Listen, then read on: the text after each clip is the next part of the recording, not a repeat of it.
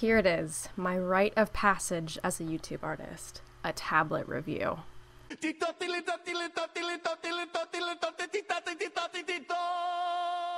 I've been wishing for a couple of years now to do a tablet review, and a few weeks ago, one of the representatives from GAOMON reached out to me and asked me to do a review of one of their newer tablets.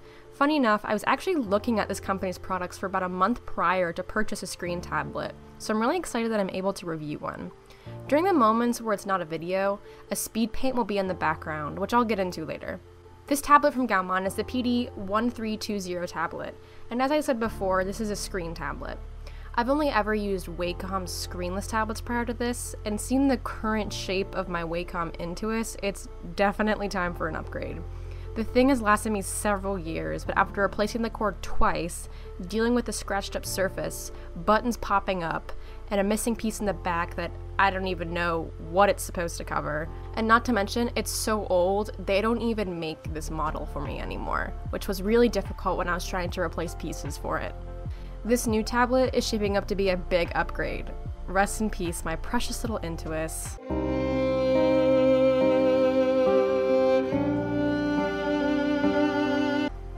I'm recording the voiceover for the video after recording my unboxing and after the Speedpaint so I could get a feel for it for a couple of days prior to it. So if the video quality is a little rough, I'm sorry. I'm not very good with the camera setup and professional lighting.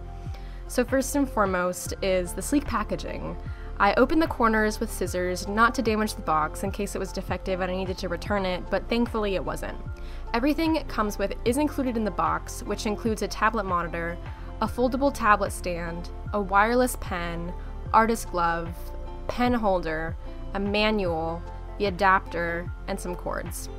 So just a little bit of information about this tablet's specs, which I will put on screen again later on.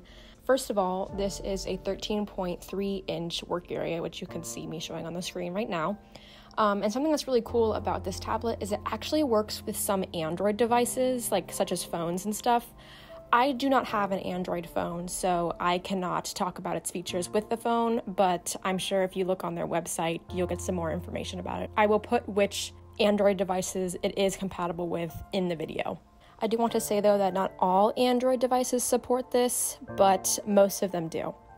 Also, the screen is fully laminated, which you can see has very little glare, and it increases the screen quality a lot, and it has very low parallax. Also, this tablet can connect with a Switch, and I also do not have a Switch, but I know a lot of my friends do, so this would be something really cool to hook up to your tablet.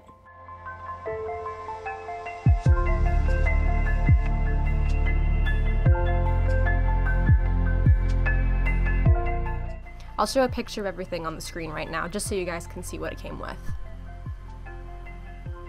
The screen itself is 13.3 inches, and mine comes in gray, but there's a ton of other colors that you can purchase with too. It has an 86% NTSC color gamut, which if you don't know what that means, it's pretty much just how many colors you can see on the screen. From what I know, this one's actually pretty high compared to alternative brands, which are usually around 60 or 70%. What I really like about this model is there's actually a headphone jack on the side of the tablet, so you can listen to your music while you work. You're probably thinking, why would I need to do that when there's a headphone jack right on my computer?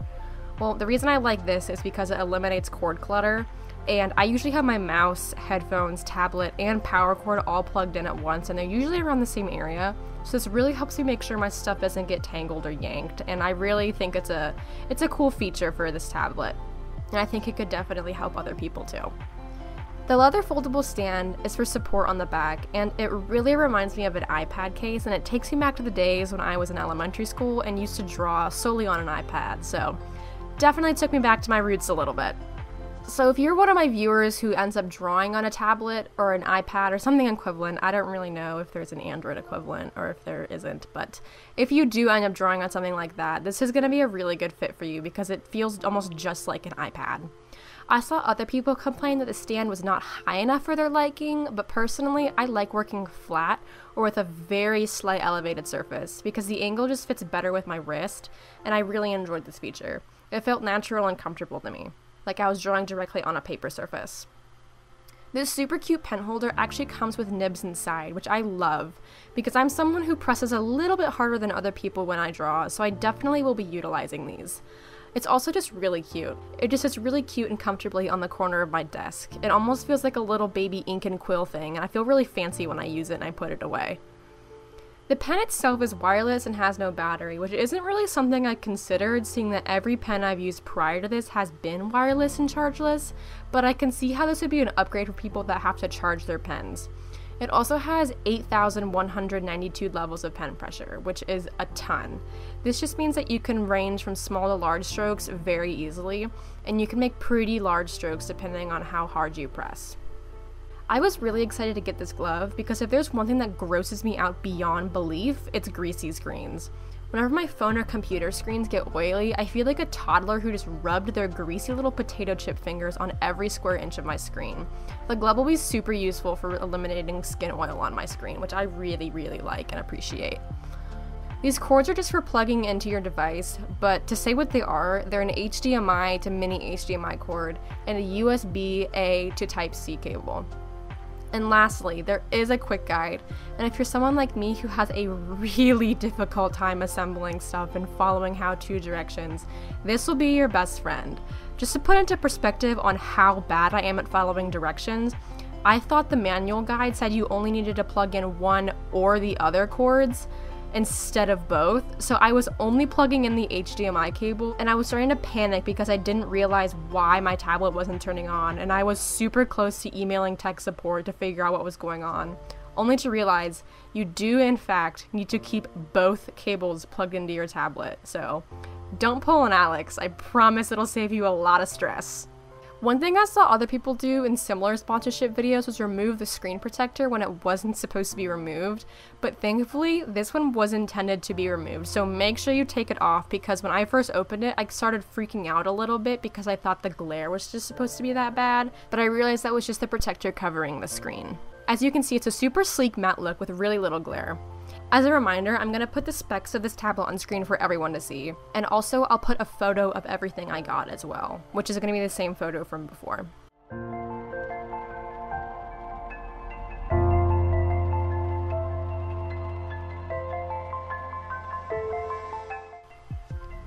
I posted a poll on my Patreon to see what kind of speed paint I should do for this video, and it was between a promotional poster, a poster of Iris, Aries, Jackson, and Vivian, a fake screenshot of Jackson, Apollo, and Luna's journeying in the second arc, and a fake screenshot of Jackson and Vivian fighting under the eclipse. The promo poster ended up winning by a landslide, and I can definitely see why. I actually plan on uploading this to my Redbubble, which is a work in progress at the moment, but I do plan to get it up and running by the end of the summer. I did this entire speed paint on the GAOMON tablet, which was totally awesome to work with. Overall, this tablet was very nice to work with and I loved every second of it. However, there are some pros and cons that I do want to address. For the pros, it's very easy to set up, and it's like 3 steps with no weird things you have to do. The only reason I screwed it up is because I just am very bad at following directions, so I promise it's very, very easy to set up as long as you just read the manual. Don't pull an Alex. Please don't pull an Alex. The pen has no delay and it works wonderfully with this tablet, which is apparently pretty rare with screen tablets, so I was really thankful for this. I've seen a lot of people, and I've even had some friends that have put their pens on the screen and the cursor ends up being in like the totally opposite end of the screen. They have to recalibrate everything. However, if you do have an issue with calibration, it's a really easy fix in the GAOMON software if you just search it up on your computer. It's easy to use and easy to adapt to, and everything in the package was super useful and high quality. Now for the cons. So first, the cord that plugs into the wall that provides a charge to the tablet was ridiculously short. Like, so short I had to move all of my equipment to the very edge of my desk just to plug it into the wall. And my outlet is literally right next to my desk. I know you don't have to plug it into the wall for power, since it can take power from your laptop, but this tablet drains my laptop battery way too fast, and I kind of don't want to have to deal with that every time I use my tablet. And I feel like that's not very good for my computer battery either, but I'm not a computer expert, so don't hold me to that. But I just want to address to everyone how incredibly short this power cord was that plugged into the wall. So I think it's only about 2 or 3 feet long, so just take that as you will. For reference, a normal extension cord is usually 8 or more feet long. So, just thought I'd point that out. Secondly, the colors on the tablet screen are very, very, very slightly warmer than what I had on my computer screen. However, this isn't super noticeable, and the only reason I caught it is because I have memorized my character's colors, and I can tell immediately when they're just a little bit off and why they're off. But as I said before, you're probably not even going to notice this, and it's so small that it's not something that really gets in the way of my drawing. Other than that, those are the only two cons I had, and everything else was just absolutely perfect about this tablet. And the two cons I had were just personal gripes, and they're pretty easy fixes too, so. Thank you, GAOMON, and my representative Dora for reaching out to me and providing me with such a gorgeous tablet. I highly recommend purchasing this tablet if it ends up being something you're interested in, especially if you're interested in affordable screen tablets. Thank you so much for watching, and I hope to see you guys for the next video.